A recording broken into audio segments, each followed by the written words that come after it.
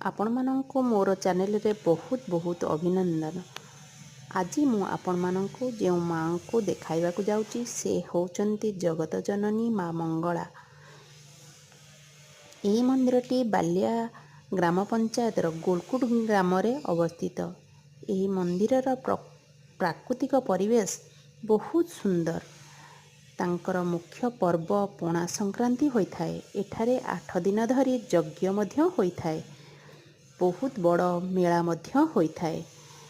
जो माने भक्ति भावे माँ को डाकी थांती माँ तांकर मनस्कामना निश्चित भावे पूरा करि थांती। एठारे मान्यता अछि जे ए मंदिरर माँकर मूर्ति प्रत्येक वर्ष किछि ना किछि धीरे धीरे बढ़ी थांती। आउ कहती जो दिन ए मंदिरर माँ तांक चूड़ारे जाइंगी तांकर मुंड लागिबो से दिन देश ध्वंस हब, कलिजुग शेष हब। एठारे जो माने मानसिक रे माँ को पाखरे रखिदे जाइथांती तांको मानसिक निश्चित भावे पूरा होइथाए।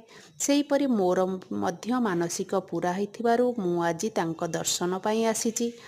मोर मानसिक थिला जे जदि मोर छुआटी हब ताहले मु आसी एठी भोग देबी।